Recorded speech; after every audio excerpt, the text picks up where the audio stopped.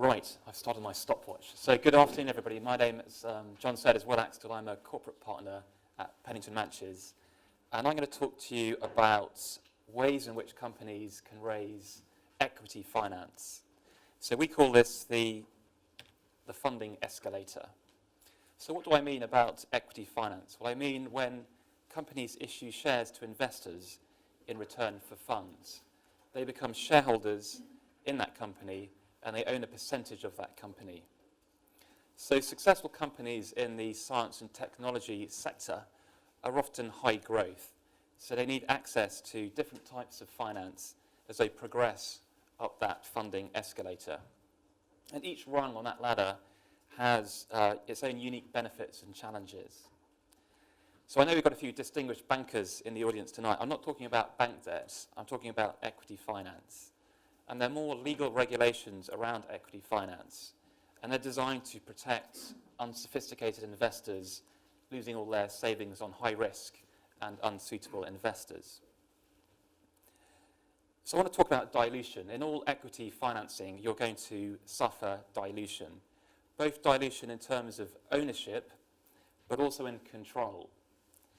So when you have other shareholders coming on board into your company, you're obviously going to own less of that company. You're going to get a smaller slice of the pie. But the theory is, as that company grows, that smaller slice will be worth a lot more than it was. So for example, if we look at Google, the founders, Larry Page and Sergey Brin, when it floated on the stock market, they actually only owned 15%, 1/5 of Google. But that 15% was a small, very small piece of, a very big cake. So that's ownership. You're also going to have dilution of control.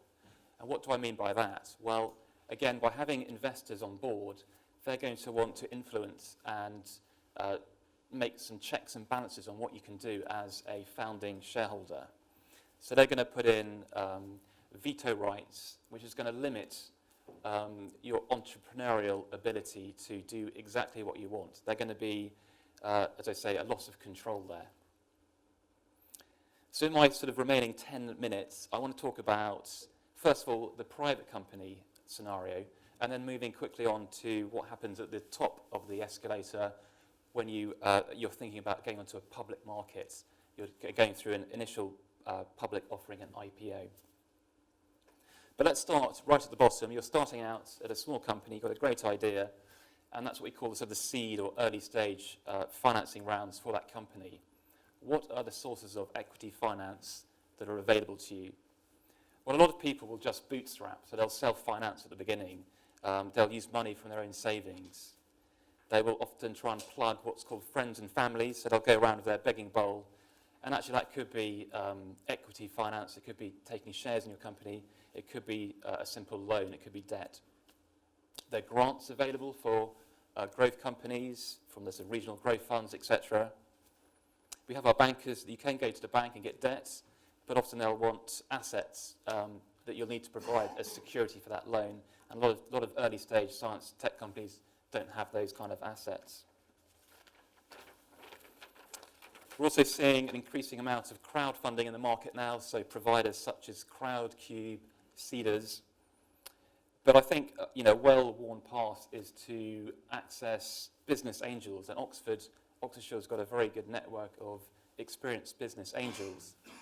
And they'll provide not only money, but perhaps more importantly, experience, their contact book.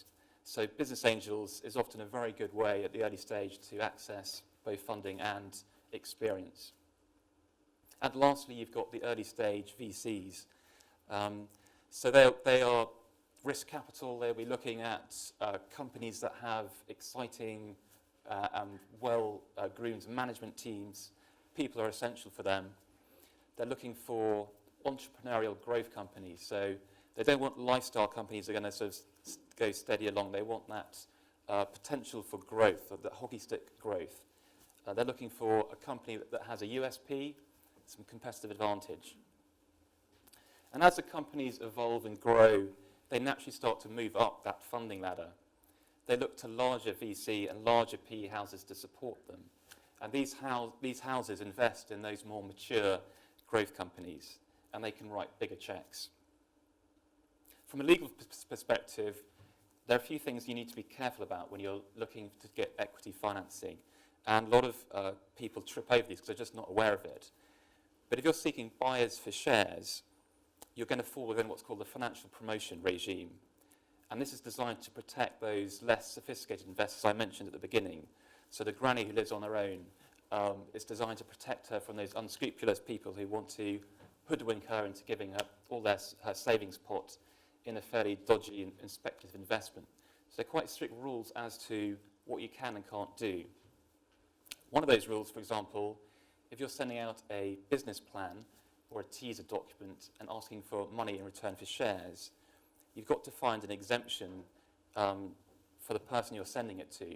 And they're actually quite narrow. Typically, they could be business angels, they could be certain high net worth individuals, but there's no exemption for friends and family. And potentially, if you get it wrong, it's a criminal offence. You also need to provide certain disclaimers on your business plan that are mandated by law.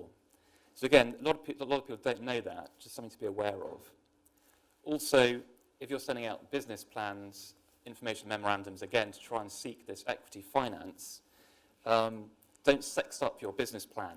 If you're including what's called false or misleading statements to induce people to buy shares and you know you're doing it, again, that's a criminal offence.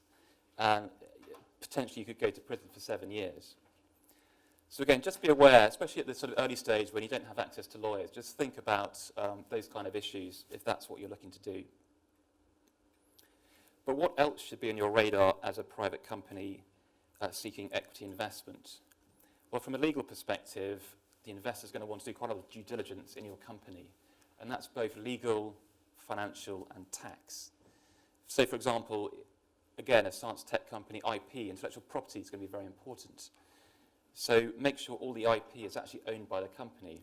It's amazing how often we find when you come to sell companies that actually the IP is owned by the founder or by a third party. So, for example, if you've got a consultant to design a website, has that consultant actually assigned that IP that he's making to the company? If he hasn't in the contract, then he still owns that IP. Are your important commercial relationships properly documented in contracts? Are you complying with that fairly boring but important stuff such as data protection, health and safety, bribery and anti-corruption laws? These are things that your investors will be looking at. Obviously, that investor's taking a bit of a punt in investing in your company. They could potentially lose all their money. Again, the banks will probably have that security to protect them. The equity investor doesn't have that. So they're going to build in various protections to help manage that risk.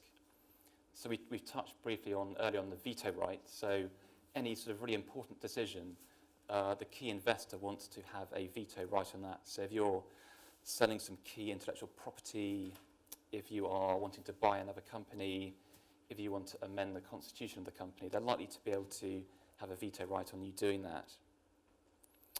Information rights. Companies should provide a regular flow of information to their investors. That could be management accounts or other data. The investor is probably wanting to have a board seat on your company and to become a central part of the decision-making of your company. Also, they'll want to have something called preemption rights. So that means if you're issuing further shares to a new investor down the track, your original investor has a right to subscribe for his pro rata percentage of shares. And that basically allows him to maintain his percentage equity shareholding in the company. If he didn't, then he can just get diluted down, so his ownership gets reduced. So again, that's a fairly key protection. Something that worries lots of founders that we find is what's called good leaver, bad leaver. But the investor often invests in the person themselves, the founder. They want them to hang around and be really engaged in that business. If they decide to leave, then that's very bad news for him. So what they'll do is they'll have a good leaver, bad leaver provision, which locks that founder in for a certain period of time, possibly 2 years. If the founder has basically had enough and says, actually, I want to go and do something else, then he has to sell his shares back to the other shareholders at quite a considerable discount to the original price. So that's sort of the private company scenario. Let's look again at the sort of the top end of the escalator when you're thinking about a public market. And there are quite a few listed companies in Oxfordshire. But if you're looking at London, you're looking really at the main market of the London Stock Exchange. That's where you'll find all the big boys, Vodafone, BP, etc. And then we have what's called the AIM market. This is a smaller growth company market. It has less regulation, and it's designed for those sort of exciting younger companies. Why should you consider an IPO? Well, obviously you can raise funds on that market, both at the IPO stage and then later if you want to raise more funding once you're listed. And it's a pretty cost-effective way to do that after you've become listed. In fact, of the 90 billion raised on AIM, over half of that was raised post-IPO by those companies. It increases profile. It gives you kudos for your customers and suppliers to say you're actually listed on the stock exchange. It helps employee share schemes because you've now got a liquid shares, so you can cash them in easily. Employee share schemes are much more attractive in a listed company. 40 seconds. Downsides. Downsides, you're, as a public company, you're subject to much greater scrutiny from the public market. There's greater regulation, there's more corporate governance. It is expensive to list, there's no doubt about that. And the ongoing costs can be quite expensive, that extra layer of corporate governance and regulation. And also, don't underestimate the management time that is needed, both in terms of the IPO, but also afterwards in terms of engaging the investor community, raising additional funds.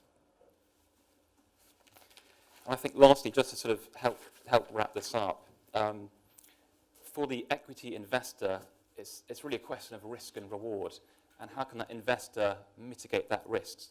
And we talked about some of the mechanisms he can use to do that. For the founders, they need to be savvy as to what they're giving up, both in terms of dilution, in terms of the actual ownership, but also their freedom, their entrepreneurial freedom, how much control they're giving away. So they need to make sure they're getting the best deal before they get any equity investors on board. So that's it, a slightly truncated version, but hopefully that was helpful.